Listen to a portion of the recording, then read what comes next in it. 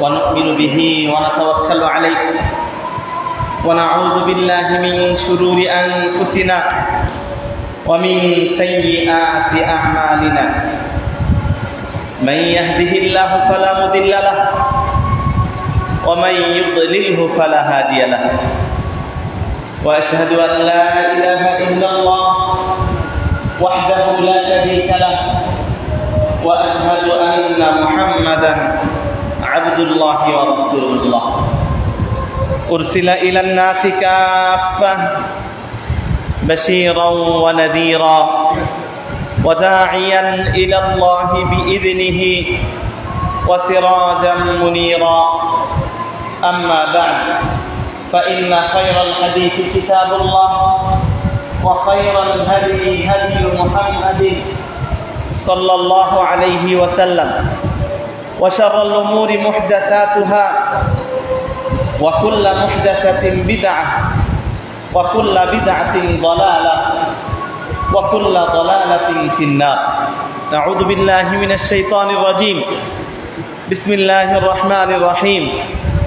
يا أيها الناس اتقوا ربكم الذي خلقكم من نفس واحدة وخلق منها زوجها وبث منهما رجالا كثيرا ونساء واتقوا الله الذي تساءلون به والأرحام إن الله كان عليكم رقيبا. يا أيها الذين آمنوا اتقوا الله حق تقاته ولا تموتن إلا وأنتم مسلمون.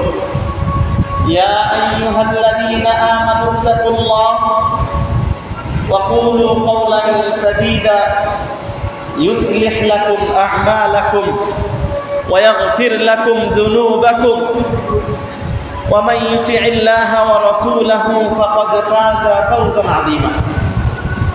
وقال تعالى في موضع آخر بعد أعوذ بالله من الشيطان الرجيم. بسم الله الرحمن الرحيم. وما أصابكم من مصيبة فبما كسبت أيديكم ويعفو عن كثير. وقال تعالى أولا يرون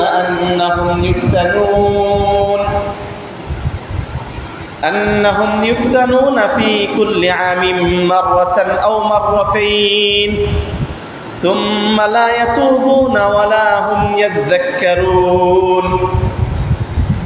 وقال تعالى وإذا حييتم بتحية فحيوا بأحسن منها أو ردوها إلى آخر الآية. প্রশংসা গুণগান যাবতীয় শ্রেষ্ঠ সানা সেই মহান আল্লাহ সুবহানাহু ওয়া তাআলার জন্য, যে মহান আল্লাহ সুবহানাহু ওয়া তাআলা যাকে ইচ্ছা তাকে পরীক্ষা করেন, যাকে ইচ্ছা আল্লাহ রাব্বুল আলামিন বালা মুসিবত দান করেন, যে আল্লাহ সুবহানাহু ওয়া তাআলা তওবার মাধ্যমে আল্লাহর দিকে ফিরে আসার মাধ্যমে আবার বালা মুসিবত দুঃখ দুর্দশা আল্লাহ রাব্বুল আলামিন উঠিয়ে নেন। সেই আল্লাহর প্রশংসা করি অন্তরের অন্তঃস্থল থেকে, যিনি আমাদেরকে এখনো অন্য ভাইদের মতো পরীক্ষায় ফেলেন নাই, আমাদেরকে ভালোভাবে জীবনযাপন করার তৌফিক দান করছেন। সেই আল্লাহর প্রশংসা করি অন্তরের গভীর থেকে, বলি আলহামদুলিল্লাহ। সালাত ও সালাম বর্ষিত হোক সেই নবীর উপর, যে নবী সাল্লাল্লাহু আলাইহি ওয়াসাল্লাম সাহাবীদের মাঝে কিছু শিষ্টাচার, কিছু আদাব তিনি রেখে গেছেন মুসলিম সমাজের জন্য। প্রত্যেক মুসলিম নর ও নারী কিভাবে খাবে, ঘরে কিভাবে প্রবেশ করবে, ঘর থেকে কিভাবে বের হবে, কিভাবে ঘুম আসবে, কিভাবে পানি পান করবে, কিভাবে খাদ্য গ্রহণ করবে, কিভাবে মসজিদে প্রবেশ করবে, কিভাবে বাথরুমে ঢুকবে ইত্যাদি যাবতীয় শিষ্টাচার যে রাসূলুল্লাহ সাল্লাল্লাহু আলাইহি ওয়াসাল্লাম আমাদেরকে শিখিয়ে দিয়েছেন, সেই নবীর উপর আমরা সালাত ও সালাম পাঠ করে বলি আল্লাহুম্মা সাল্লি আলা মুহাম্মাদ ওয়া আলা আলি মুহাম্মাদ কামা সাল্লাইতা আলা ইব্রাহিম ওয়া আলা আলি ইব্রাহিম ইন্নাকা হামিদুম মাজিদ আল্লাহুম্মা বারিক আলা মুহাম্মাদ ওয়া আলা আলি মুহাম্মাদ কামা বারাকতা আলা ইব্রাহিম ওয়া আলা আলি ইব্রাহিম ইন্নাকা হামিদুম মাজিদ। উপস্থিত আত-তাকওয়া মসজিদের সম্মানিত দূর দূরান্ত থেকে আগত মুসল্লিয়ানে কেরাম, পর্দার আড়ালের মা ও বোনেরা, আজকে কর্তৃপক্ষ যে বিষয়টা নিয়ে আলোচনা করার জন্য আমাকে বলেছেন, বিষয়টা হলো শিষ্টাচার, ইসলামী শিষ্টাচার। বিষয়টা অনেক ব্যাপক, অনেক বড়। এটা আমরা ধারাবাহিকভাবে কয়েকটা জুমা আলোচনা করব ইনশাআল্লাহ। তো আজকে এই বিষয়কে কেন্দ্র করে 5-6টা পয়েন্ট আমি লিখে নিয়ে এসেছি কোরআন ও সুন্নাহ থেকে। 2টা পয়েন্টের আলোচনা করব। বাকি আজকের খুতবাতে শেষ অংশে আমি উদাত্ত আহ্বান জানাবো আপনাদেরকে। আমাদের সকলের মনটা সত্যিকার অর্থেই ভারাক্রান্ত। আজকে সকলে আমরা পেপার পত্রিকা, সোসাইল, বিভিন্ন মাধ্যম থেকে আমরা যা দেখতে পাচ্ছি সেটা হলো নোয়াখালী, ফেনী, লক্ষ্মীপুর, ওই অঞ্চলের চট্টগ্রামের মানুষ, আমাদেরই ভাই, মুসলিম ভাই, তারা ভালো নেই। তাদেরকে আল্লাহ রাব্বুল আলামিন পরীক্ষা করছে। এ বিষয়ে আল্লাহ রাব্বুল আলামিন কুরআনুল কারীমে 2 জায়গায় বলে দিয়েছেন। বিশেষ করে তারা যে বন্যা আক্রান্ত হচ্ছে, এই বন্যা আক্রান্তটা কুরআনুল কারীমে 2 জায়গায়, বন্যা, প্লাবন, অতিবৃষ্টি, অনাবৃষ্টি ইত্যাদি, প্লাবন, মহাপ্লাবন, বন্যা, এর কথা আল্লাহ রাব্বুল আলামিন কুরআনুল কারীমে 2 জায়গায় উল্লেখ করেছেন। একটা হলো মুসা আলাইহিস সালাতু ওয়াস সালামের ঘটনাকে কেন্দ্র করে, আর একটা হলো নূহ আলাইহিস সালাতু ওয়াস সালামের ঘটনাকে কেন্দ্র করে। আল্লাহ রাব্বুল আলামিন নূহ আলাইহিস সালাতু ওয়াস সালামের বিষয়ে বলছেন, ওয়ালাকাদ আরসালনা নূহান ইলা কওমি। আল্লাহ বলছেন, আমি নূহ আলাইহিস সালাতু ওয়াস সালামকে তার জাতির কাছে প্রেরণ করেছি, তার সম্প্রদায়ের কাছে, তার গোত্রের কাছে নূহকে প্রেরণ করেছি। ফালাবিতা ফীহিম আলফা সানাতিন ইল্লা 50 আমা। সে 50 বছর কম 1000 বছর তথা 950 বছর তাদের সাথে ছিল, দাওয়াতি কাজ করেছে। ফাআখাযাহুম তুফান, তাদেরকে তুফান আক্রমণ করলো। তুফান বলতে, তুফান হলো আরবি শব্দ, এটার বাংলা হলো মহাপ্লাবন। হ্যাঁ, আল্লাহ কোরআনে তাদেরকে কিভাবে প্লাবন দিয়েছে সেটা বর্ণনা করে তিনি বলছেন, আকাশের দরজা খুলে দিলাম, মানে অতিবৃষ্টি দিলাম, এবং চুল্লি দিয়ে মাটির নিচ থেকে পানি আল্লাহ রাব্বুল আলামিন দিলেন। এত পানি দিলেন, এত প্লাবন দিলেন, এত তুফান দিলেন যে সমস্ত পৃথিবী, শুধুমাত্র নূহ আলাইহিস সালাতু ওয়াস সালাম এবং তার সাথে যারা ঈমানদার ছিলেন তাদেরকেই আল্লাহ বাঁচিয়ে দিলেন। যারা তার দাওয়াতে সাড়া দিয়েছিলেন, তার সন্তানও তার ডাকে সাড়া না দেওয়ার কারণে সেও রক্ষা পায় নাই। এটা হলো তুফানের কথা আমরা জানতে পারলাম। মূসা আলাইহিস সালাতু ওয়াস সালামের বিষয়ে আল্লাহ কোরআনুল কারীমে 9 পারাতে বলেছেন যে আমি তাদেরকে ওয়ালাকাদ আতাইনা মূসা 9 আয়াতিন বাইয়িনা, মূসা আলাইহিস সালাতু ওয়াস সালামকে আমি সুস্পষ্ট 9টা 9 আয়াত 9টা নিদর্শন দিয়েছিলাম। 9টা নিদর্শনের মধ্যে হতে ফারসালনা আলাইহিমুত তুফান। 1 নাম্বার নিদর্শন হলো মূসার প্রতি যাতে করে ফিরআউন ও তাদের বংশধররা যারা আল্লাহর প্রতি ঈমান আনে নাই, তারা যাতে করে আল্লাহর প্রতি ঈমান আনে, এজন্য সুস্পষ্ট 9টা নিদর্শন আয়াত আল্লাহকে চিনার জন্য, আল্লাহকে বোঝার জন্য, আল্লাহকে পাওয়ার জন্য, আল্লাহকে মেনে নেওয়ার জন্য, সৃষ্টিকর্তা আল্লাহ একজন আছেন, এটা যেন মানুষ মেনে নেয়, যারা বুঝতে পারে, এই জন্য 9টা নিদর্শন দিলেন। তোর মধ্যে 1 নাম্বার হলো আত-তুফান। আল্লাহ বলছেন ফাআরসালনা আলাইহিমুত তুফান, তাদেরকে আমি তুফান প্রেরণ করলাম। তুফান মানে প্লাবন, বন্যা। হ্যাঁ, আল্লাহ মুসা আলাইহিস সালামকে 9টা নিদর্শন দিয়েছিলেন, তার মধ্যে 1 নম্বর হলো তুফান, প্লাবন। তাহলে তুফান, প্লাবন এগুলো আল্লাহ রাব্বুল আলামিন প্রাকৃতিক দুর্যোগ আল্লাহ কেন দেন? মুসা আলাইহিস সালামকে দিলেন এই জন্য যাতে করে মানুষ আল্লাহকে চিনে। আনা রাব্বুকুমুল আলা যে বলেছিল, এটা যেন নস্যাৎ হয়ে যায়।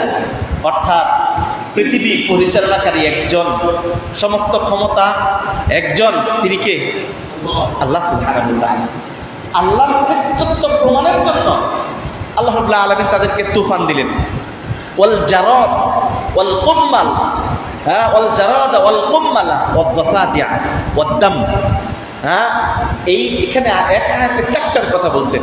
তুফান, জারাদ টিড্ডি, ওয়াল কুম্মাল উকুন, ওয়াদ দাফাদিআ ব্যাঙ, এগুলো সব একটা নিদর্শন আল্লাহ রাব্বুল আলামিন মুসা আলাইহিস সালামকে দিয়েছিলেন।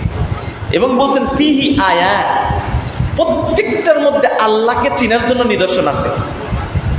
মাছের ভাতের হাড়ি খুলে ভিতরে ব্যাঙ, বিছানায় শুইতে যায় কুকুর, যেখানে যায় টিড্ডি, অতিষ্ঠ, সব জায়গায় আল্লাহ রাব্বুল আলামিন এই আযাব, এই গজব, এই দুর্যোগ আল্লাহ দিয়েছেন কেন? আল্লাহকে চিনার জন্য। তাহলে আল্লাহ রাব্বুল আলামিন মানুষদেরকে প্রাকৃতিক দুর্যোগ দেন যাতে করে মানুষ আল্লাহকে চিনেন, যাতে করে মানুষ এখন আল্লাহ সুবহানাহু ওয়া তাআলা যদি বিশ্বাস করেন। এই যে আজকে দিয়েছে নোয়াখালীতে, লক্ষ্মীপুর, চাঁদপুর, ওই অঞ্চলগুলোতে যে বন্যা হলো, ওই অঞ্চলের মানুষ বন্যাতে অভ্যস্ত না। উত্তরবঙ্গের মানুষ বন্যাতে অভ্যস্ত। কুড়িগ্রাম বলেন, জামালপুর বলেন, টাঙ্গাইল বলেন, এই অঞ্চলে যত দূর যাবেন, রংপুর, এদের মাঝে মাঝেই বন্যা হয়। ফারাক্কার বাঁধ ছেড়ে দিয়ে বন্যা হয়ে যায়। তারা এটা অভ্যস্ত, বন্যা আসলে কি করতে হবে, কিভাবে চলতে হবে। কিন্তু ওই অঞ্চলে আকস্মিক বন্যা, এইটা তারা অপ্রস্তুত, তারা অভ্যস্ত নয়। জানি না কত মায়ের বুক খালি হচ্ছে। হ্যাঁ, ঘন্টায় ঘন্টায় কয়েক ফুট মানুষের বাড়ি, একতলা বাড়ি তলিয়ে গেছে। ফেনী শহরটার মেন রোডে কোমর পানি, মেন রোডে গাড়ি চলতেছে কোমর পানি। চট্টগ্রামে যাওয়ার পথে যে মেন রুট, ঢাকা চট্টগ্রামের যে মেন রুট, গাড়ি চলাচল বন্ধ, যেতে পারছে না। মেন রুট দিয়ে, এই হাই রোড দিয়ে এত পরিমাণ স্রোতে পানি পার হয়ে গেছে যে বাস বা গাড়ি বা অটো, সিএনজি যদি যেতে চায়, পানির স্রোতে গাড়িগুলা, সিএনজিগুলা অন্যত্র চলে যাচ্ছে, মানুষ মারা যাচ্ছে। এই কঠিন অবস্থায় আমাদেরই ভাইয়েরা অতিক্রম করছে। প্রিয় ভাইয়েরা আমার, আল্লাহ আমাদেরকে সুস্থ রাখছেন, ওয়ালিল্লাহিল হামদ। আমরা বলি আলহামদুলিল্লাহ। কিন্তু আল মুসলিমু কাজাসাদিন ওয়াহিদ, মুসলিম এক শরীরের ন্যায়। নবী সাল্লাল্লাহু আলাইহি ওয়াসাল্লাম বলেছেন, ইদাশতাকা আযউন ইশতাকা সাইরু জাসাদি। আপনার গোটা বডি, যেমন আপনি পায়ের নিচে যদি একটা কাটা ঢোকে, আপনি যেমন অসুস্থতা বোধ করেন, ওই কাটা না সরা পর্যন্ত আপনার শান্তি লাগে না। আপনার বডিতে কোনো এক জায়গায় যদি সমস্যা হয়, ওই সমস্যাটা দূর না করা পর্যন্ত আপনার ভালো লাগে না। আল্লাহ নবী বলেছেন, মুসলিম হবে এইরকম এক বডির নাই। মানে কোন মুসলমান যদি আক্রান্ত হয়, কোন মুসলিম যদি অসুবিধায় পতিত হয়, সেইটা দূর করার জন্য আপনাকে এইভাবে চেষ্টা করতে হবে যেভাবে আপনার শরীরে কোনো সমস্যা হলে যেভাবে আপনি চেষ্টা করেন। এই জন্য তাকওয়া মসজিদ একটা অনেকের নিকট পরিচিত একটা মসজিদ, প্রখ্যাত একটা মসজিদ। এখানে আমি আশা করব, সভাপতি সাহেব বলেছেন উনি কথা বলবেন নামাজের পরে, আপনাদের সাধ্য অনুপাতে মানুষ, আমাদের ভাইরা যদি বেঁচেই না থাকে, তারা যদি মারাই যায়, আপনার ব্যাংক ব্যালেন্স দেখেন, তারা কিন্তু সামগ্রিকভাবে বাংলাদেশের মধ্যে ধনী অঞ্চল যদি আপনি খুঁজেন তাহলে নোয়াখালী, ফেনী ওই অঞ্চলের মানুষ, ওই অঞ্চলের মানুষ সামগ্রিকভাবে ধনী।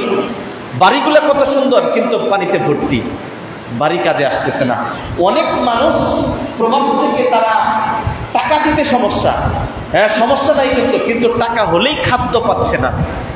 হ্যাঁ মানে এই জন্য এমন একটা অবস্থা, আপনার সব আছে কিন্তু যেটা দরকার, একটা বুট দরকার, একটা নৌকা দরকার, শুকনা খাবার দরকার সেখানে।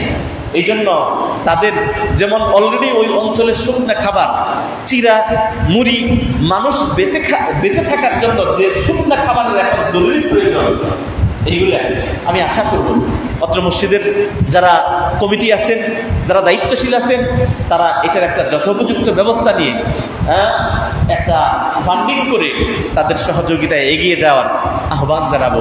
তাহলে আমরাও আমাদের ভাইদের পাশে থাকতে পারবো, হোক সেটা ছোট হোক বড়, যার যতটুকু সামর্থ্য আছে অতটুকু সামর্থ্য দিয়ে আমরা এগিয়ে যাব, এটাই দেশের দাবিদার।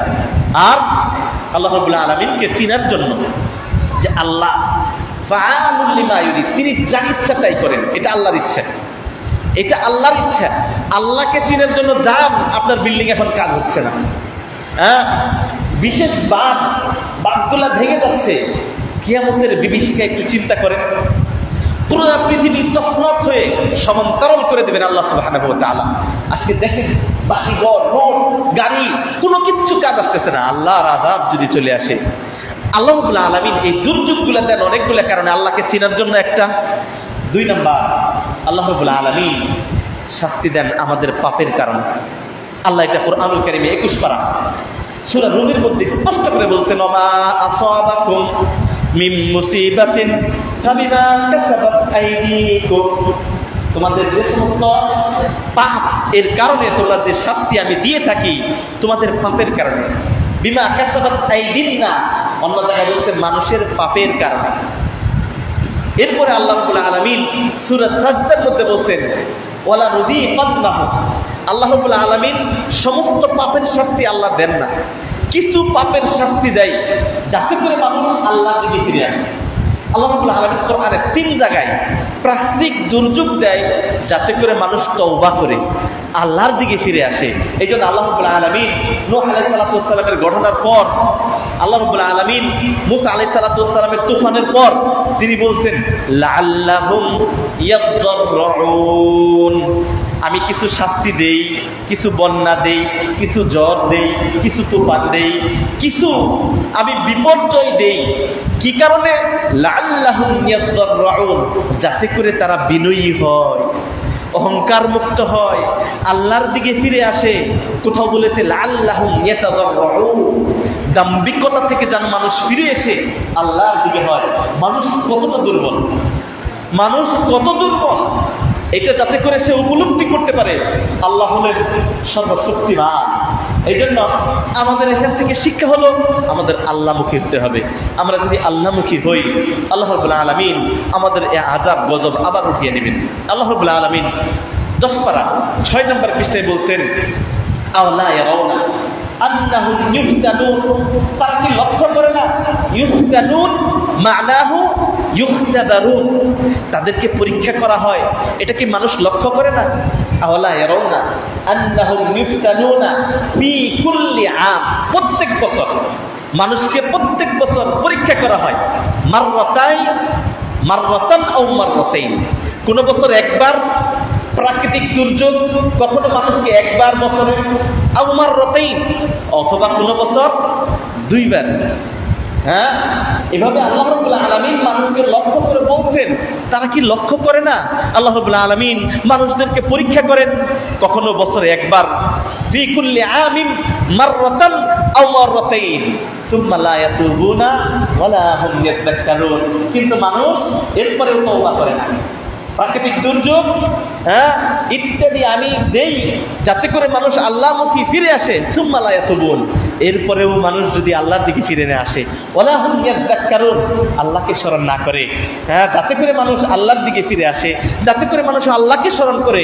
এই জন্যই আল্লাহ রাব্বুল আলামিন কখনো কখনো আমাদেরকে প্রাকৃতিক দুর্যোগ শাস্তি দিয়ে থাকেন। এখান থেকে আমাদের শিক্ষা হলো এক আল্লাহর প্রতি ঈমান আনা, যে আল্লাহ তিনি ইন্নাকা আলা কুল্লি শাইইন কাদির, আপনি যা ইচ্ছা তাই করতে পারেন। এই জন্য আল্লাহর কাছে বলবো, আয় আল্লাহ, আপনি আমাদেরকে চাইলে সকলকে এক তুফান দিয়েই, প্লাবন দিয়ে শেষ করে দিতে পারেন। আপনার যা ইচ্ছা তাই করতে পারেন। আমাদের পাপের দিকে লক্ষ্য না করে আপনি রহমান, আপনি রহিম, আপনি দয়ালু, আপনার দয়ার প্রতি লক্ষ্য করে আমাদের গুনাহ খাতাগুলো আল্লাহ ক্ষমা করে দিন। আল্লাহ এই মহাপ্লাবনকে আল্লাহ দ্রুত এখান থেকে আরোগ্য দান করুন। আল্লাহ আপনার পানি আপনি আমাদেরকে সুরক্ষা করুন। আল্লাহ সেই বঙ্গোপসাগরে পানিগুলো নিয়ে আমাদের এই সমস্ত ভাই বোনদেরকে দ্রুত উদ্ধারের ব্যবস্থা করে দিন। প্রিয় ভাইরা আমার, তাদের জন্য আমাদের দোয়া করা, তাদের জন্য, আমাদের জন্য, নিজেদের জন্য আল্লাহর কাছে বেশি বেশি কাকুতি মিনতি করে দোয়া করা। আল্লাহ রাব্বুল আলামিনের কাছে আমরা অবশ্যই ফরিয়াদ করি, কামনা করি, যারা এই বন্যায় আক্রান্ত হয়ে মারা যাচ্ছে, আল্লাহ রাব্বুল আলামিন তাদেরকে যেন শাহাদাতি মর্যাদা দান করেন। কারণ নবী সাল্লাল্লাহু আলাইহি সাল্লাম বলছেন, কয়েক শ্রেণীর মানুষ শাহাদাতের মর্যাদা পাবে। তন্মধ্যে আল গারিক, আল গারিক মানে যে পানিতে পড়ে ডুবে মারা যায়।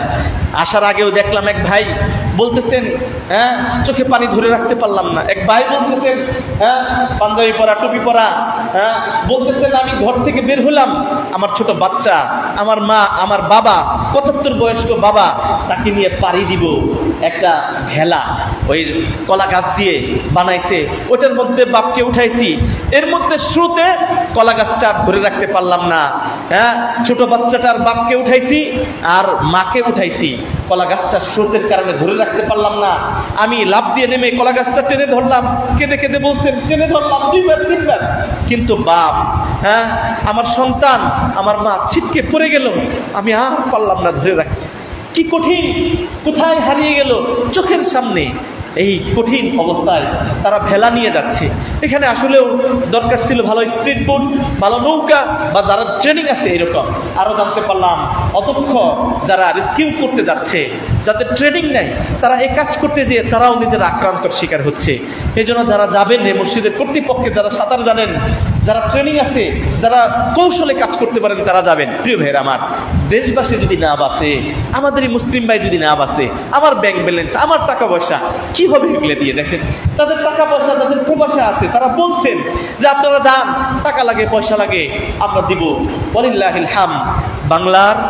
বাংলার মানুষ আমরা পরস্পরের প্রতি দয়াশীল, আমরা পরস্পরের প্রতি শ্রদ্ধাশীল, একজনের বিপদ আরেকজনের বিপদে আগিয়ে আসি। এটা আমরা দেখতে পেলাম। দেখেন, বহু মানুষ এগিয়ে গেছে, বহু স্পিড বোট, নৌকা, খাদ্য নিয়ে অনেক মানুষ গেছে। আর সুন্নাহ ফাউন্ডেশন না বললেই নয়, ইতিমধ্যে 5 কোটি টাকার তার ত্রাণ সেখানে দিয়েছে। ওয়ালিল্লাহিল হামদ। বাংলাদেশ জমিয়তে আহলে হাদিসের সুববান যারা, তারা এগিয়ে গেছে। আহলে হাদিস আন্দোলন, তারা এগিয়ে গেছে। সহিহ আকীদার মানুষও বসে নাই, তাদেরও দায়িত্ব আছে, আপনাদেরও দায়িত্ব আছে। প্রিয় ভাইরা আমার, শুধু এই 2-1 সময় গেলে চলবে না। তাদের দরকার শুকনো কাপড়, তাদের দরকার শুকনো খাবার, এবং কি এই বন্যা চলে যাওয়ার পরেও আমাদের তাদের পিছনে লেগে থাকতে হবে, যাতে করে তারা স্বাভাবিক হয়ে যায়। দ্বিতীয়ত, আল্লাহ রাব্বুল আলামিন বলছে এটা হাতের কামাই। হাতের কামাই, নদী নব্যতা, নদী তার স্বাভাবিক গতিতে চলবে, এটা আল্লাহ প্রদত্ত। কিন্তু এই নদীর মধ্যে আমাদের চতুর্দিকে, আমাদের ইন্ডিয়া, আমাদের প্রতিবেশী রাষ্ট্র, বলা হয় বন্ধু রাষ্ট্র, তারা এক রাতে হঠাৎ করে কিভাবে এই বাঁধগুলো ছেড়ে দিল, অগ্রিম তাদের কোনো ঘোষণা ছাড়াই। এটা হলো শুধু আজকে নতুন না, বিগত 1991 সাল এবং বিভিন্ন সময় 1988 সাল, তখন সেই 88 সালের বিশাল বন্যা আমরা শুধু দেখেছি। আমরা তখন, প্রিয় ভাইরা আমার, এই হঠাৎ করে এভাবে ছেড়ে দেওয়া, এটা ইন্টারন্যাশনাল ল, আইনের বহির্ভূত, তাদের সাথে আমাদের একটা চুক্তি, তারা ছাড়া আমরা যেমন চলতে পারবো না, আমাদের ছাড়া তারা চলতে পারবে না, আমাদের 3 দিক থেকেই তারা। কিন্তু এটা একটা সমঝোতা আসতে হবে। তারা আমাদেরকে পানিগুলো আস্তে আস্তে দিতে পারতো, আস্তে আস্তে ছাড়তে পারতো, তারা আমাদেরকে অগ্রিম বার্তা দিতে পারতো বাংলাদেশকে, বাংলাদেশ সরকারকে, যে আমার অঞ্চলটুকু প্লাবিত হয়ে যাচ্ছে, আমাকে পানি ছাড়তে হবে। হ্যাঁ, সেক্ষেত্রে সরকার ওই অঞ্চলের মানুষগুলোকে সতর্ক করে সরিয়ে তারপর পানিগুলো ছেড়ে। রাতের আধারে হঠাৎ করে আপনি ঘুমিয়ে আছেন, দেখেন আপনার কাছে পানি, আপনি তো বাঁচারও কোনো উপায় পান না। এইরকম নির্লজ্জ, এইরকম আক্রমণ পৃথিবীর বুকে কেউ করে না যেভাবে আমাদের ইন্ডিয়া করে। এই জন্য ইন্ডিয়ার বিপক্ষে যদি কথা বলা হয়, নানাবিধ সমস্যা প্রিয় ভাইরা আমার। এই জন্য ইন্ডিয়ার সাথে এ পর্যন্ত যত রকমের চুক্তি আছে, কোন চুক্তি শুধু তাদের পক্ষেই তারা নিয়েছে। আমাদের উভয় চুক্তি, উভয় স্বার্থ রক্ষা করে যে চুক্তি হয়, এই চুক্তির একটাও তারা আমাদেরকে দেয়নি। এখানে আজকে বাংলাদেশ যেহেতু সংস্কার হচ্ছে, বিভিন্ন জায়গায় সংস্কারের জন্য নতুনভাবে গণতন্ত্র পুনরুদ্ধার হয়েছে, আমি আহ্বান করবো যারা সমন্বয়ক আছে, আমার কথা যদি তাদের কাছে পৌঁছায়, বলবো যে আমাদের পররাষ্ট্র নীতিটাও সংস্কার করতে হবে। মানে শুধু দেওয়ার নীতি থাকবে এটা নয়, বরং আমাদের নেওয়ার নীতিও থাকবে। আমাদের বুকের উপর দিয়ে তারা এই পার থেকে এক ভূখণ্ড থেকে আরেক ভূখণ্ডে ট্রেন যাবে, তারা রাস্তা নেবে, আমাদেরকে কিছুই দিবে না, বরং তারা রাতের আধারে পানি দিয়ে মেরে ফেলবে। এটা কখনো মেনে যাওয়া সম্ভব নয়। আমরা ছোট্ট একটা দেশ, এই দেশটাকে তারা কখনো সিলেটে বন্যা ছেড়ে দেয় বাদ, কখনো বা রংপুরে সেই ঠাকুরগাঁওয়ের ওদিকে ফারাক্কাবাদ ছেড়ে দেয়, কখনো আজকে এত বছর 29-30 বছর পর আজকে ছাড়তেছে নোয়াখালী, ফেনী, এদিকে সেই ডুম্বুর বাঁধ ছেড়ে দিয়ে বিভিন্ন জায়গায় তারা বাঁধ দিয়ে তাদের মতো করে তারা এই নদীগুলা শাসন করেছে। এটা হাতের কামাই। আমরা তখন যারাই দায়িত্বশীল ছিল তাদের কঠিনভাবে এটা বাধা দেওয়া উচিত ছিল, আইনে লড়াই করে, যে না, আপনারা এখানে এভাবে বাধা দিয়ে স্বেচ্ছাচারিত করে আরেকটা দেশের, স্বাধীন দেশের উপর মানুষগুলো আক্রমণ করতে পারেন না। গতকালকে সরকারিভাবে যেটা জানতে পারলাম, প্রায় 30 লক্ষ মানুষ পানিবন্দী, 30 লক্ষ মানুষ ওই অঞ্চলের পানিবন্দী। তারা খানা নাই, পিনা নাই, সেই স্কুল বিভিন্ন জায়গায় তারা আশ্রয় নিচ্ছে। প্রিয় ভাইরা আমার, আসলেও ঘটনাগুলো এত জটিল, একটা বর্ণনা দিলে আমি বর্ণনা দিয়ে ভাষায় প্রকাশ করতে পারবো না। আপনারা একটু সংবাদ দেখবেন, যাদের সামর্থ্য তারা একটু যাবেন। মানুষের জীবনযাপন কত কঠিন হয়ে গেছে। এই জন্য সংস্কার সব জায়গায়, আমরা যেমন দুর্নীতির সংস্কার করছি, আমরা যেমন মৃত গণতন্ত্রকে সংস্কার করে নিয়ে আসছি, আমাদের পররাষ্ট্র নীতিটাও সংস্কার করতে হবে। তারা যদি বাদ দেয়, তাদের বাদের পাশে আমাদেরও বাদ দেওয়ার প্রকল্প হাতে নিতে হবে। হয়তো তাদের মতো অর্থনৈতিক সমস্যা আমাদের নাই, আমাদের 50 বছরের টার্গেট নিতে হবে। 50 বছর পর যে নাগরিক আসবে, তারা যেন এই অবস্থায় কখনো পতিত না হয়। তারা বাঁধের পানি ছাড়লেও আমাদের বাঁধ যেন সেটা প্রোটেক্ট করতে পারে। আমাদের জনগণকে রাতের আধারে পানি ছেড়ে এইভাবে যেন মরতে না হয়, এর একটা সুদূর পরিকল্পনা করে আমাদের কাজে হাত দেওয়া উচিত। যেটা তারা ঘন ঘন ছাড়ে, তার পাশে আমরা যদি ফারাক্কাবাদ, তার পাশে যদি আমরা আরেকটা ওই মানের বা তার চাইতেও আরো উঁচু করে বাদ দেই, তাহলে তাদের পানিটা আমাদের দেশে প্রবেশ না করে বরং আমরা আমাদের সাধ্য অনুপাতে আমরা পানি ছাড়বো, যতটুকু দরকার ততটুকু দিব। প্রিয় ভাইরা আমার কথা ভিন্ন দিকে যাচ্ছে। আমি শুরুতে একটু দেশের অবস্থাটা তুলে ধরলাম, যাতে করে আমরা আল্লাহর দরবারে আমরা আল্লাহর কাছে দোয়া করতে পারি। আর এই কাজগুলা খুতবায় আলোচনা করে আমার হয়তো কোনো কাজই হবে না। আমি যে কাজ বললাম, পররাষ্ট্রনীতি চেঞ্জ করা দরকার। নত জানু পররাষ্ট্রনীতি দিয়ে একটা স্বাধীন দেশ চলতে পারে না। স্বাধীন দেশের পররাষ্ট্রনীতি হবে অন্যের সাথে চুক্তি হবে আমার স্বার্থ রক্ষা করে, আমার স্বার্থ বিলীন করে কখনো চুক্তি হতে পারে না। কিন্তু দুঃখের বিষয়, ইতিপূর্বে যত, এই জন্য তারা চায়, তাদের চাওয়া হলো ওটাই, তাদের কথা অনুপাতে যারা চলবে তাদেরকেই তারা ক্ষমতায় রাখতে চায়।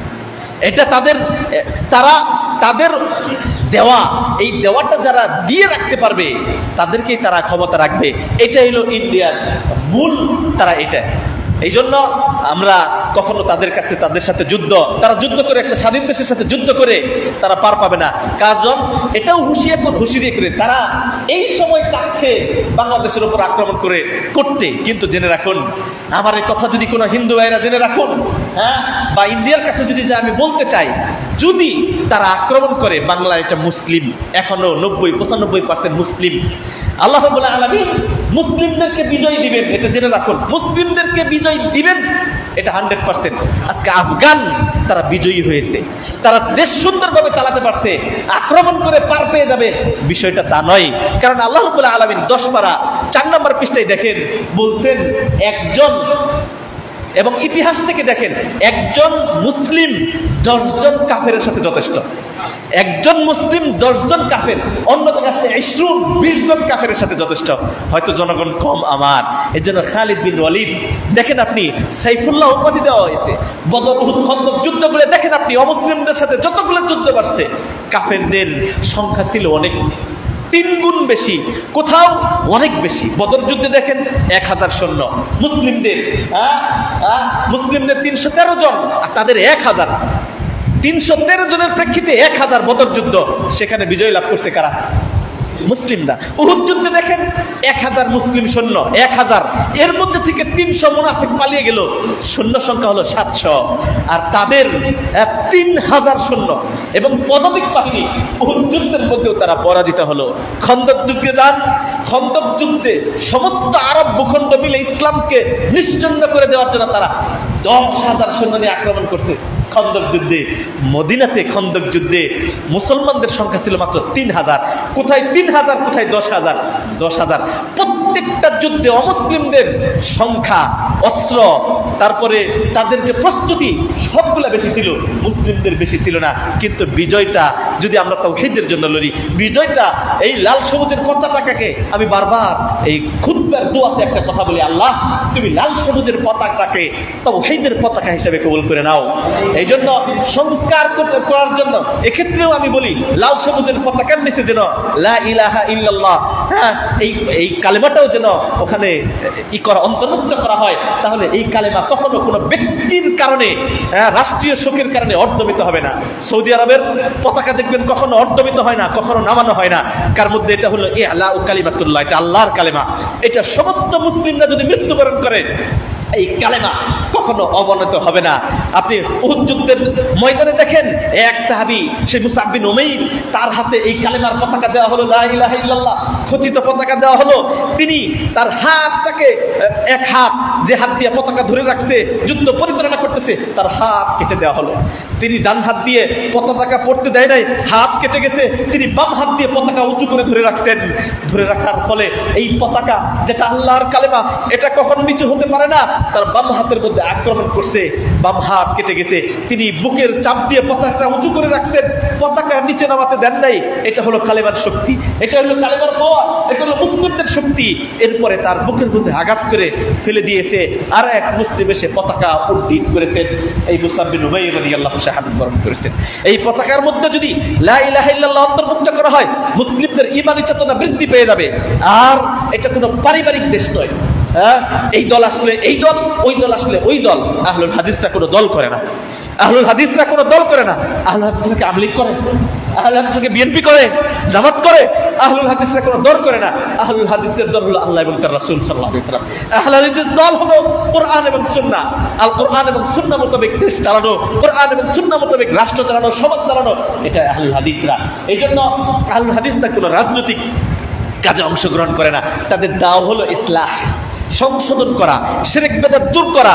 তাহলে আমাদের মধ্যে হতেই ভালো রাষ্ট্র আসবে। প্রিয় ভাইয়েরা, আবার আমি আজকের মূল পয়েন্টের দিকে ফিরে আসি। সমসাময়িক কিছু বিষয় নিয়ে কথা বললাম। আল্লাহ রাব্বুল আলামিনের কাছে আরেকটা আমরা দোয়া করি, বন্যাবাসীদের জন্য দোয়া করি, আল্লাহ এই দেশটাকে যেন পরিপূর্ণরূপে, পুরো সিস্টেমটাকে যেন আল্লাহ রাব্বুল আলামিন নতুন করার তৌফিক দান করেন। যারা রাষ্ট্রে আসছেন তারা যেন দুর্নীতি, প্রত্যেকটা মন্ত্রণালয়, প্রত্যেকটা জায়গা থেকে ঘুষ, দুর্নীতি, সমস্ত কিছু যেন উচ্ছেদ করে এবং রাষ্ট্রের কল্যাণে, মানুষের কল্যাণে, জনসাধারণের কল্যাণে যেন তারা কাজ করতে পারে। আল্লাহ সেই তৌফিক দান করুন। যারা সরকারের বিভিন্ন পোস্টে আছেন তাদেরকে উদাত্ত আহ্বান জানাবো, আপনি সংস্কার হন, প্রিয় ভাই, অনুরোধ, আপনি যে দায়িত্ব পালন করছেন, সরকারি চাকরি করেন, এখন থেকে আপনি পরিবর্তন হন, এটা আল্লাহর সুযোগ দিয়েছেন। পরকালে আপনি বেঁচে যেতে পারবেন। আমার মধ্যে হয়তো এখানেও হয়তো কোরআন, র্যাব, বিভিন্ন সরকারি দায়িত্বে আপনি আছেন, আপনার থেকে আপনি অনেস্ট থাকেন, সৎ থাকেন, আদল থাকেন, ইনসাফ করবেন, কখনো অসৎ অন্যায় কাজ হতে দিবেন না। আর জনসাধারণকেও বলবো, আপনারা কখনো বসে থাকবেন না, একটা অন্যায় যেখানে দেখবেন সেখানেই প্রতিবাদ করবেন। নতুন দেশ, নতুন গণতন্ত্র, সবকিছু যেন নতুন করে হয়, যার মধ্যে কারোর উপর জুলুম থাকবে না, যার মধ্যে থাকবে না সুদ, ঘুষ, দুর্নীতি, কোনো কিছু থাকবে না। ভাইরা আমার, যতই সরকারি পরিবর্তন হোক, আপনি আর আমি যদি পরিবর্তন না হই, কখনোই পরিবর্তন হবে না। আল্লাহ এটাও বলে দিয়েছেন সূরা রাদের মধ্যে, বলছেন ইন্নাল্লাহা লা ইউগাইয়িরু মা বিকাউমিন হাত্তা ইউগাইয়িরু মা বিআনফুসিহিম। আল্লাহ ওই জাতিকে, ওই সম্প্রদায়কে, ওই শ্রেণীকে, ওই মানুষদেরকে আল্লাহ পরিবর্তন করে না যতক্ষণ না মানুষ নিজের পরিবর্তন নিজে না করে। আপনাকে আমি যতই কোরআন হাদিস দিয়ে একদম ট্যাবলেট বানিয়ে গুলিয়ে খাওয়াই, আপনি পরিবর্তন না হন, মা বোনদেরকে বলবো, আমি যতই পর্দার ওয়াজ করি, যত যা কিছুই করি স্বামীর আনুগত্য করার জন্য করি, আপনি যদি নিজে পরিবর্তন না হন, জেনে রাখুন কখনোই পরিবর্তন সম্ভব না। এটা স্বয়ং আল্লাহ সূরা রাদের মধ্যে 13 পারা 8 পৃষ্ঠায়, সূরা রাদের 9 পৃষ্ঠায় সূরা রাদের মধ্যে বলে দিয়েছেন। এই জন্য পরিবর্তন নিজে থেকে, পরিবর্তন আগে নিজের মধ্যে থেকে।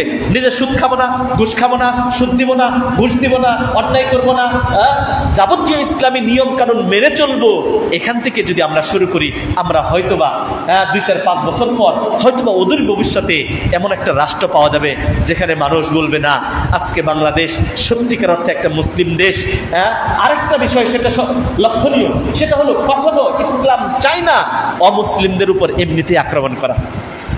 যুদ্ধের হাদিসগুলোতে যদি পড়েন দেখবেন, নবী সাল্লাল্লাহু আলাইহি ওয়াসাল্লাম মক্কা বিজয় করেছেন, নবী সাল্লাল্লাহু আলাইহি ওয়াসাল্লাম বদর, উহুদ, খন্দক বিভিন্ন বিজয় অর্জন করেছেন।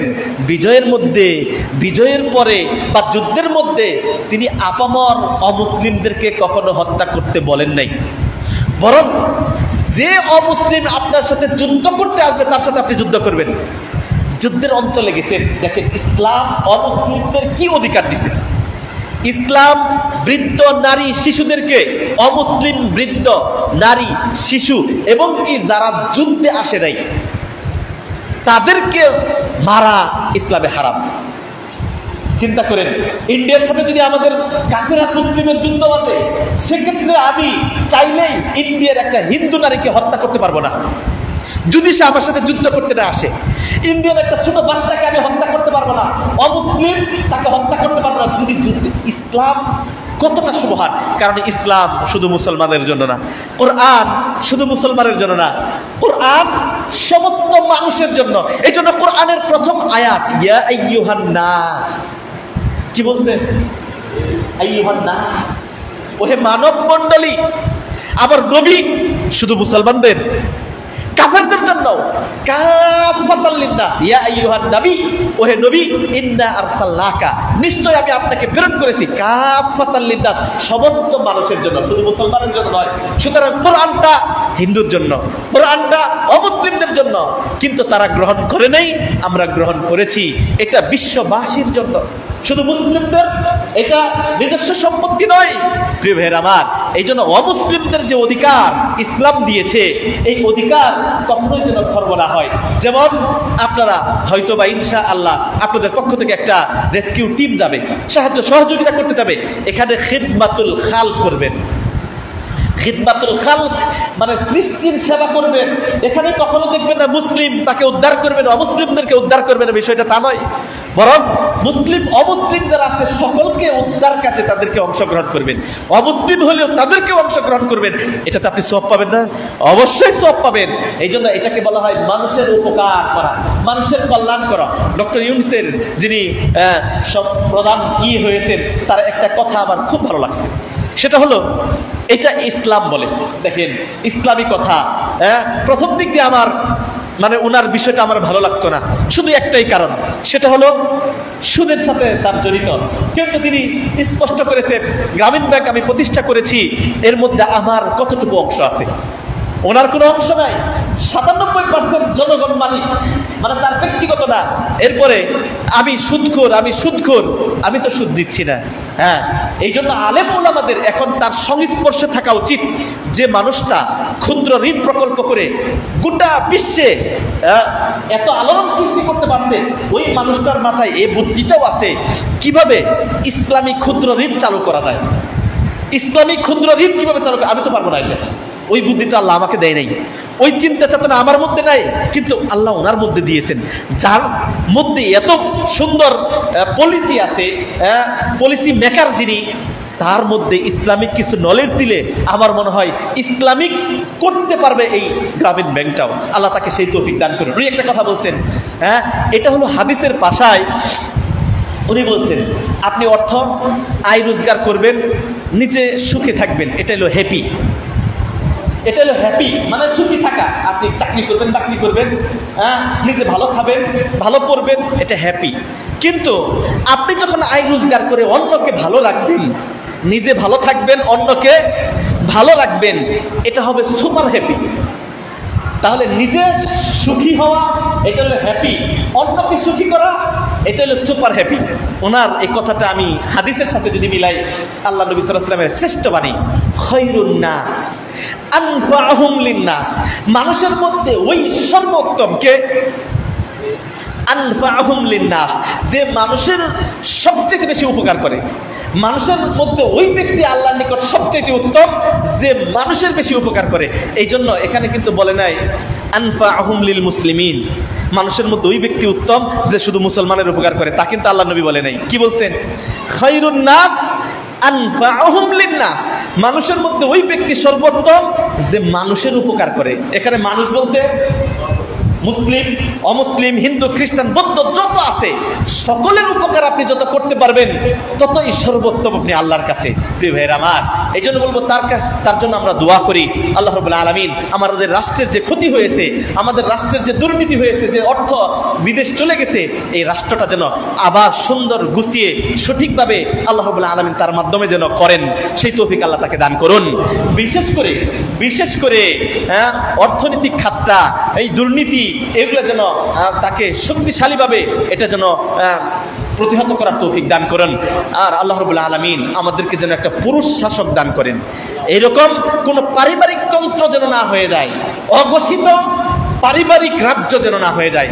দেশটা যেন পারিবারিক হয়ে গেছে, কিছু মানুষ এই দলের, কিছু মানুষ ওই দলের, এর বাইরে কিছুই নাই। আমি আল্লাহর কাছে দোয়া করি বারবার। আল্লাহ নবী সাল্লাল্লাহু আলাইহি সাল্লাম বলেছেন লা ইউফলিহা কওমুন ওয়াল্লাউ আমরাহুম ইমরাতান। দেখেন হাদিসের বাণী সঠিক। আজকে 1971 সালে যুদ্ধ যারা স্বাধীন হয়েছে, আমাদের দেশের সাথে স্বাধীন হয়েছে দুবাই।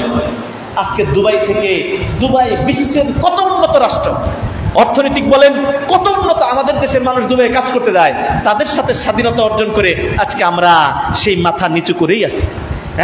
দেখেন আল্লাহ নবীর হাদিস, তিনি বলছেন ওই জাতি কখনো উন্নত হতে পারে না যে জাতির লিডার হবে একজন মহিলা। এই জন্য চিন্তা করে সামনে আগাবেন। কখনো কোনো নারী, আমি বারবার দোয়া করি, কোনো নারী আমাদের দেশের প্রধানমন্ত্রী যেন না হয়। কারণ যদি আবার হয়, যদি এরকম আসে, কখনোই কল্যাণ হবে না। আবার দুর্নীতি হবে, আবার লুটতরাজ হবে, আবার যেই হবে। যতটুকু উন্নয়ন হয়েছে দেখেন পুরুষ শাসকদের আমলেই হয়েছে। আর যেগুলো দেখতেছেন সব এটা হলো সব হচ্ছে আই ওয়াশ, সব হলো কিছু উন্নয়ন হয়েছে, কিন্তু উন্নয়নের আড়ালে উন্নয়ন হয় নাই তা বলবো না, উন্নয়ন হয়েছে সরকারের আমলে, কিন্তু এই উন্নয়নের আড়ালে কোটি কোটি এই উন্নয়ন যা তার চাইতে বহুগুণ তারা আত্মসাৎ করেছে। ভবিষ্যতে যারা আসছে, যারা আছে, এই আত্মসাৎ থেকে আমাদের আল্লাহ রাব্বুল আলামিন মুক্ত করুন, আমিন। প্রিয় ভাইরা আমার, আমি অন্য আলোচনা থেকে আমার আজকের বিষয়টা শেষ হয়ে গেল। বিষয় এসে একটু যাই, আদাব আল ইসলামী আমাকে দেওয়া হয়েছে ইসলামী শিষ্টাচার। ইসলাম একটা ব্যাপক, ইসলাম একটা ব্যাপক জিনিস, প্রত্যেকটা জিনিসের মধ্যে শিষ্টাচার। খুতবার একটা শিষ্টাচার আছে, এই যে যা বললাম এগুলো একটা শিষ্টাচার। শিষ্টাচার হলো একজন মানুষ যখন বিপদে পড়বে আপনি তার সাথে কোন আচরণ করবেন, তাকে কিভাবে সাহায্য সহযোগিতা করবেন, এটাও একটা শিষ্টাচারের অন্তর্ভুক্ত। তবে আমি ধারাবাহিকভাবে ইসলামিক শিষ্টাচার নিয়ে আলোচনা করব। এক নম্বর হলো আদাব। এই শিষ্টাচারের আরবি হলো আল আদাব। আল আদাব আল ইসলামী, ইসলামী শিষ্টাচার। 1 নম্বর আলোচনা করবো, আমি 8টা পয়েন্ট কোট করে নিয়ে এসেছি। ধারাবাহিকভাবে প্রত্যেক মাসের 4র্থ মাসে আমরা ইসলামী শিষ্টাচার নিয়ে আলোচনা করব যতদিন শেষ না হয়। 1 নম্বর শিষ্টাচার হলো আদাবু দুখুল আল মানজিল ওয়াল খুরুজ মিনহু। আল্লাহ নবী সাল্লাল্লাহু আলাইহি ওয়াসাল্লাম বা কোরআন এবং সুন্নাহ মোতাবেক আমরা ঘরের কিছু আদব শিখব। ঘরে আল্লাহ নবী কিভাবে ঢুকতেন, কিভাবে বের হতেন, কিভাবে স্ত্রীর সাথে আচরণ করতেন, এটা ইসলামী আদব। এটার বিস্তারিত পয়েন্ট পয়েন্ট আলোচনা করবো আমরা। 2 নম্বর আদাবুত তাআম, খাবারের ক্ষেত্রে কি শিষ্টাচার ইসলাম শিখিয়ে দিয়েছে। 3 নম্বর আদাবুশ শারাব, কিছু পান করতে গেলে কি শিষ্টাচার আছে। তারপরে আসছে আদাবুল উতাস ও ওয়াত্তাসাউব, হাঁচি আসলের হাঁচির কিছু আদব। 4 নম্বর ইসলাম এত মহান, আদাবুল খালা। খালা বলা হয়, বাইতুল খালা হয় মানে টয়লেট, ওয়াশরুম। আপনি বাথরুমে যাবেন, বাথরুমে কিছু আদব কায়দা আল্লাহ নবী সাল্লাল্লাহু আলাইহি ওয়াসাল্লামের বিখ্যাত বাণী থেকে তিনি আমাদেরকে শিক্ষা দিয়েছেন।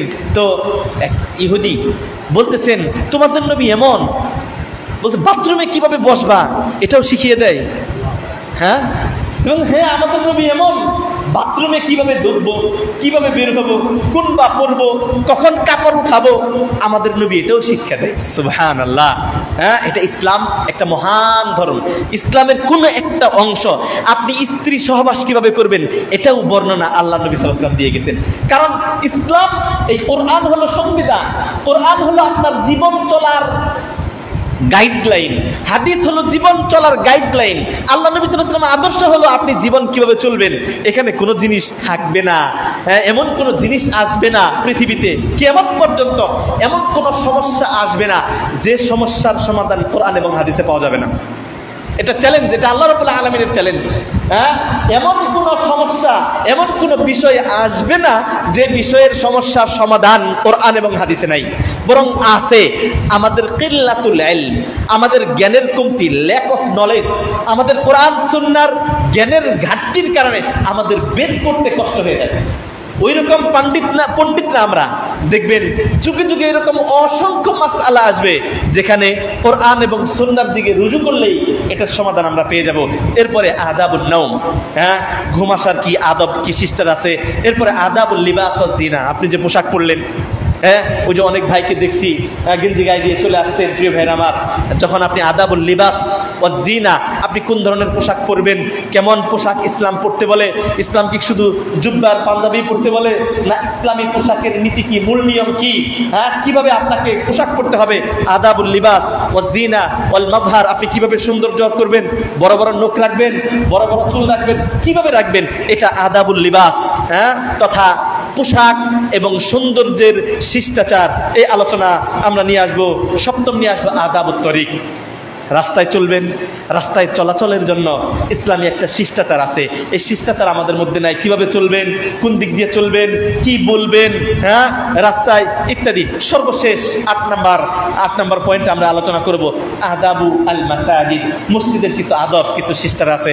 আমাদের ধারাবাহিকভাবে আপনারা প্রত্যেক মাসের 4র্থ জুমাতে তাকওয়া মসজিদে শিষ্টাচারের উপর কয়েকটা জুমা আমরা আলোচনা করব। আল্লাহ রাব্বুল আলামিন আমাদেরকে সুস্থ রাখুন এবং এই শিষ্টাচারগুলো শোনার এবং এর উপর আমল করার তৌফিক দান করুন, আমিন। প্রিয় ভাইয়ের আমার, আমরা 10 মিনিট 5 মিনিট একটা আদব নিয়ে কয়েকটা পয়েন্ট আলোচনা করি। 1 নম্বর হলো আদাবু দুখুলুল মানজিল ওয়াল খুরুজু মিনহু, ঘরে কিভাবে ঢুকবেন, ঘর থেকে কিভাবে বের হবেন। এটার স্পষ্ট 1 নম্বর বলবো, ঘরে ঢোকার সময় সালাম দেওয়া। এই কাজটা আমরা অনেকেই করি না, অথচ ঘরে ঢুকে সালাম দেওয়ার বিধান স্বয়ং আল্লাহ করে দিয়েছেন। কে করেছেন? ঘরে তো আমারই সন্তানরা থাকে, আমার স্ত্রী থাকে, সালাম দেওয়ার কি দরকার? আল্লাহ রাব্বুল আলামিন কোরআনে সূরা নূর 18 পারায় সূরা নূরে স্পষ্ট করে বলছেন, ইয়া আইয়ুহাল্লাযীনা আমানু লা তাদখুলু বুয়ুতান গায়রা বুয়ুতিকুম হাত্তা তাস্তানিসু ওয়া তুসাল্লিমু আলা আহলিহা। ওহে ঈমানদারগণ, যখন তোমাদের ঘরে ঢুকো অথবা অন্য কারো ঘরে ঢুকো, যখন তোমরা ঢুকবে ততক্ষণ ঢুকবে না যতক্ষণ পর্যন্ত ওই ঘরের অধিবাসীদেরকে সালাম না দাও। সুবহানাল্লাহ, সালাম। তাহলে 1 নাম্বার শিষ্টাচার আদব পাইলাম, ঘরে ঢুকতে আমাকে কি করতে হবে? সালাম দিতে হবে, সালাম দিয়ে ঘরে ঢুকতে হবে। যদি অন্যের ঘরে ঢুকেন তাও সালাম, নিজের ঘরে ঢুকেন তাও সালাম। সালাম সালাম সালাম হলো শান্তি, সালাম হলো শান্তি।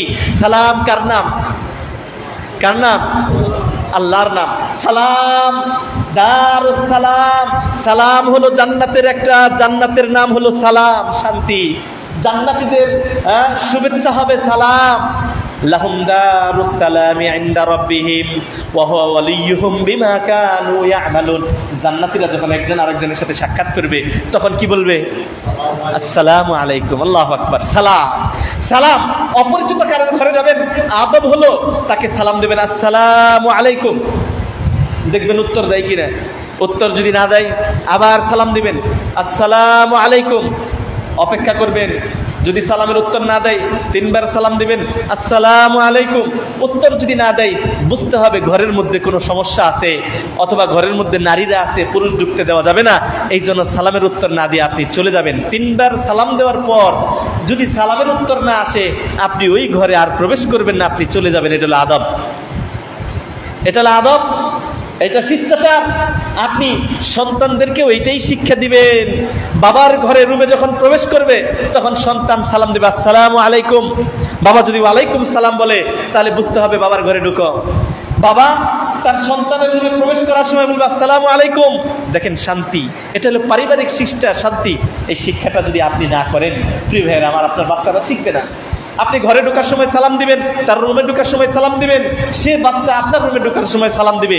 এটা দোয়া, এটা শান্তি প্রিয় ভাইয়েরা আমার। এবং কি 3 বার সালাম দিয়ে আল্লাহ নবী সাল্লাল্লাহু আলাইহি ওয়াসাল্লাম একদিন খারাজা ফি যাহিরা, যোহরের সময়, যোহরের সালাত আদায় করার পর স্বাভাবিকভাবে আল্লাহ নবী সাল্লাল্লাহু আলাইহি ওয়াসাল্লাম বের হন না, কিন্তু কোনো একদিন বের হইলেন। বের হওয়ার পর প্রথম সাক্ষাৎ আবু বকরের সাথে। আবু বকর বলতেছেন, ইয়া রাসূলুল্লাহ, আপনি এই সময় বের হলেন।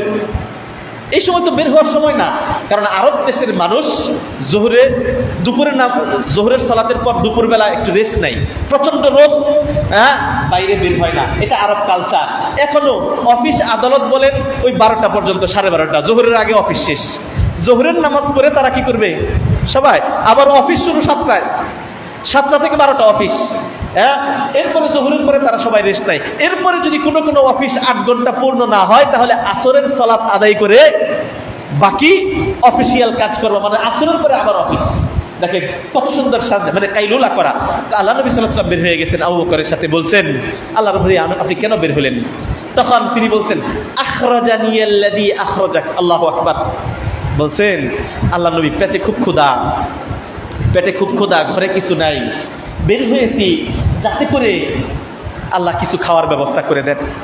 আবু বকর বলছেন, আখরাজানি আল্লাযী আখরাজাক। আবু বকর বলছেন, তুমি কেন বের হয়েছো? আবু বকর বলছেন, আল্লাহ রাসূল, আপনি যে কারণে বের হয়েছেন আমিও ওই কারণেই বের হয়েছি। আল্লাহু আকবার। জান্নাতি মানুষ, পৃথিবীর শ্রেষ্ঠ মানুষ। আল্লাহ নবী সাল্লাল্লাহু আলাইহি ওয়াসাল্লাম, তার ঘরে কোনো খাবার নাই, জোহরের সালাম করে খাবার খাবে, এই খাবারটা নাই। তিনি বের হয়েছেন যে কোথাও আল্লাহ রিজিকের ব্যবস্থা করেন কিনা। আল্লাহ রাসূলের পরে শ্রেষ্ঠ মানুষ আবু বকর সিদ্দিক, তার ঘরে খাবার নাই। একটু পরে তাদের সাথে সংশ্লিষ্ট হয়েছে, সংযুক্ত হয়েছে ওমর রাদিয়াল্লাহু তাআলা আনহু। তিনিও বলছেন, কেন বের হয়েছেন আপনারা? বলছেন, ক্ষুধার কারণে বের হয়েছে আল্লাহ রাসূল। তখন তিনি বললেন, তোমরা কি আবুল হাইসামের বাড়িতে যেতে পারবে? সহিহ হাদিস। আবুল হাইসাম মদিনার একজন মানুষ ছিলেন, তার অনেক খেজুর গাছ ছিলেন। বললেন, আমরা পৃথিবীর বিখ্যাত 3 জন মানুষ, তার ঘরে এক ওয়াক্তের খাবার নাই। চিন্তা করুন, একটু চিন্তা করুন। 3 জন মানুষ বলছে, চলো আমরা আবুল হাইসামের বাড়িতে যাই, ওর বাড়িতে হয়তোবা গেলে সে যেহেতু অনেক খেজুর গাছ আছে, কিছু খেজুর পানি হয়তোবা খেতে দিবে। 3 জন মানুষ গেলেন। আল্লাহ নবী সাল্লাল্লাহু আলাইহি সাল্লাম আবুল হাইসামের বাড়িতে যে বলছেন, আসসালামু আলাইকুম। আদব শিক্ষা দিচ্ছি, আদব, আসসালামু আলাইকুম। বাড়িতে আবুল হাইসাম নাই, উম্মুল হাইসাম আছে, মহিলা মানুষ আছে। তিনি কথার জবাব দিচ্ছেন না। আল্লাহর নবী, আল্লাহর নবী, পৃথিবীর শ্রেষ্ঠ মানুষ, জান্নাতি মানুষ, তিনি সালাম দিচ্ছে। একজন মহিলা মানুষ ঘরের আড়াল দরজার পিছন থেকে সালামের উত্তর দিচ্ছে না। শুনতে একবার সালাম দিলেন আল্লাহ নবী সাল্লাল্লাহু আলাইহি ওয়াসাল্লাম। সাথে কে আছেন? আবু বকর, সাথে আছেন ওমর। বিখ্যাত 3 জন মানুষ, বিখ্যাত 3 জন মানুষ, জান্নাতি মানুষ। তারা আয়েশা একবার সালাম দিলেন। কি শিষ্টাচার, কি শিক্ষা দিচ্ছেন! হ্যাঁ, আমি প্রিন্সিপাল, আমি ঢুকে ছাত্রকে সালাম দিব? আমার কথা আমি বললাম, একটা ইগো আসতে পারে না? আল্লাহর নবী ঘরে ঢুকে সালাম দিলেন। হ্যাঁ, একবার সালাম দেয়, দুইবার সালাম দেয়, তিনবার সালাম দেওয়ার পরে যখন ঘর থেকে কেউ উত্তর দিচ্ছে না, তখন তিনজনই, হ্যাঁ, যিনি অর্ধ জাহান শাসন করেছেন, ওমর আল ফারুক, জাগে থেকে শয়তান, এখন রবীন্দ্র শয়তান পলায়ন করে, হ্যাঁ, আবু বকর সিদ্দিক, তিনি জান ও মাল দিয়ে মেরাজের ঘটনাকে স্বীকার করেছেন, এমন বিখ্যাত মানুষরা সালাম দিলেন তিনবার। উত্তর যখন না দেয় প্রেসিডেন্ট, প্রধানমন্ত্রী, হ্যাঁ, আমরা তুলনা করতে পারি তার সাথে। প্রধানমন্ত্রী কি তার চাইতে শ্রেষ্ঠ মানুষ? আল্লাহর নবী সাধারণ একজন সাহাবীর ঘরে ঢুকে তিনবার সালাম দিলেন। উত্তর যখন পেলেন না, তখন তারা ফিরে গেলেন। ফিরে যাচ্ছেন, উম্মুল হাইসাম দেখতে পেলেন ফিরে যাচ্ছেন, ব্যাপারটা কি? আবুল হাইসাম তো নাই। এইবার তিনি যখন তারা ফিরে যাচ্ছেন, তিনি বললেন ওয়ালাইকুমুস সালাম। ওয়ালাইকুমুস সালাম ইয়া রাসূলুল্লাহ। তিনি বললেন আইনা আবুল হাইসাম। দেখেন শিষ্টাচার। আবুল হাইসাম কোথায়? বলছেন ইয়া রাসূলুল্লাহ, আবুল হাইসাম তো ছাগল পাল নিয়ে ইত্যাদি নিয়ে বাইরে চলে গেছে, হ্যাঁ, বাহিরের কাজে গেছে, এই জন্য তো আমি সালামের উত্তর দেই নাই। পুরুষ মানুষ ঘরে নাই, কিন্তু দেখলাম বিখ্যাত মানুষ রাসূলুল্লাহ আসছে, আমার ঘর থেকে ফিরে যাবে, আমি এই জন্য বের হয়ে আমি সালামের উত্তর দিলাম। এরপরে তুমি উত্তর কেন দিলেন না? তিনি বললেন যে আল্লাহর নবী সালাম দিতেছেন, আসসালামু আলাইকুম, তোমাদের উপরে শান্তি বর্ষিত হোক। আমি যদি সালামের উত্তর দিয়ে দেই, তাহলে তো আল্লাহর নবী আবার সালাম দিবে না। এই জন্য আমি সালাম শোনার পরেও চুপ করে আছি, আর খুশি হইতেছি যে আল্লাহর নবী আরেকবার সালাম দেখ, আবার উত্তর দেখ। হ্যাঁ, এরপরে তিনবার তিনি বললেন, বসতে দিলেন। হ্যাঁ, আবুল হাইসাম দ্রুত চলে আসলেন, খেজুর যা ছিল তা তিনিকে খেতে দিলেন। এরপরে লম্বা ঘটনা বলবো, সময় শেষ। প্রিয় ভাইয়ের আমার, এখান থেকে আমি কয়েকটা জিনিস আপনাকে এই হাদিস থেকে শেখাচ্ছি। সেটা হলো, শ্রেষ্ঠ মানুষ, তাদের ঘরে খাবার ছিল না, কিন্তু উদ্দেশ্য আমি এটা না, আমি আপনাকে শিখাচ্ছি আদাব, শিষ্টাচার। হ্যাঁ, কোনো বাড়িতে ঢুকলে সালাম দিতে হয়। আজকে হ্যাঁ, এই শিষ্টাচারটা আপাত মস্তক চালু নাই, অথচ নবী সাল্লাল্লাহু আলাইহি সাল্লাম, আবু বকর সিদ্দিক, ওমর রাদিয়াল্লাহু তাআলা আনহু এই শিষ্টাচার, এই আদব শিখিয়ে দিলেন। অন্যের ঘরে ঢুকলে আসসালামু আলাইকুম বলে ঢুকতে হবে। এই গণনাটা সামনে বলবো, এবং আদাব, এই আখলাক, এই শিষ্টাচারের আরো বিস্তারিত আলোচনা করব। আল্লাহ রাব্বুল আলামিন আমাদের সবাইকে সুস্থ রাখুন। আমাদের ভাই বোন যারা অসুস্থ আছে, তাদেরকে আল্লাহ শিফায়ে কামিল আজিলা দান করুন, আমিন।